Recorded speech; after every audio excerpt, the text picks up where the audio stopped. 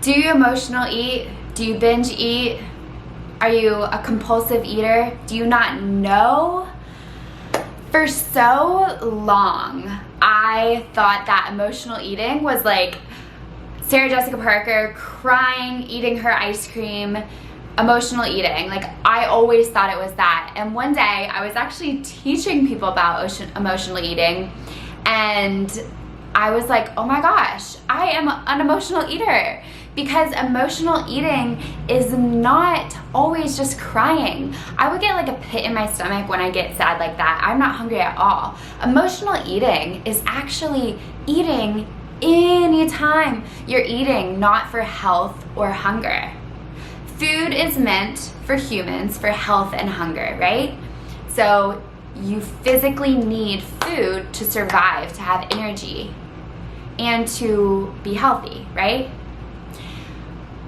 But anytime you're eating and you're not hungry, that is an emotional hunger. So it can be boredom, anger, frustration, anxiety, depression, stress, loneliness, sadness.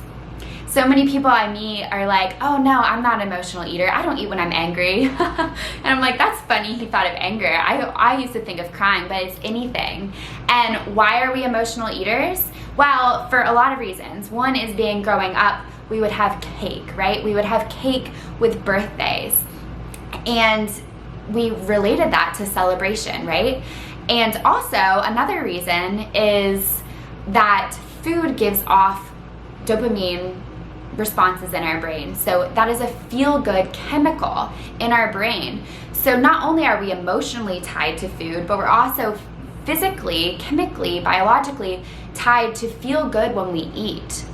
And as humans, we run from pain and we run to pleasure, always. So even if something doesn't feel painful, like a pinch, when we experience boredom or loneliness or anything that doesn't feel really happy and good, we want to numb it out, we want to run from it, and we want to feel better. We want to run to pleasure, so we eat, right? I mean, think about any of the times you were cramming for an exam and you were snacking with it, right? Or you're in front of the TV and you're so bored and you're snacking. Or it's late at night and you just are all alone, you have nothing to do, you go into the fridge and you eat the ice cream, right? So that is emotional eating. And that is one reason why it's so hard for people to stick to diets, is because we have all these emotional triggers to food that make us feel better. And when it turns into binge eating and compulsive eating and overeating and especially binge eating, is whenever we say no so many times and we have such a diet mindset of restriction, because what we resist persists. So if we say, I can't have the cookie, I can't have the ice cream, I can't have any of that, it's gonna grow.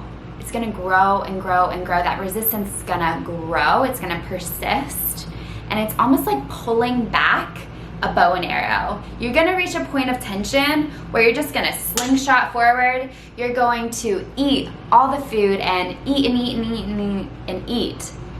And when our mind is knows that we're being restricted, right? Our mind doesn't necessarily know that we have an abundance of food, right?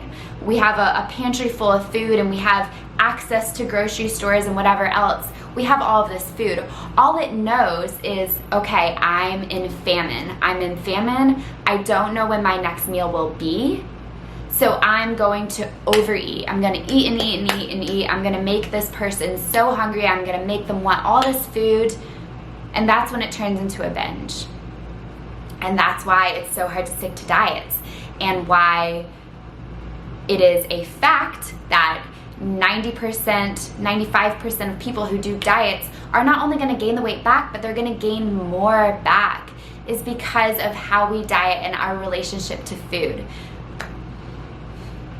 So, if you want to learn more about your relationship to food and how to heal your relationship to food so that you can have a lovely, peaceful, fun, enjoyable relationship with food, You can reach your health goals. You can lose the weight.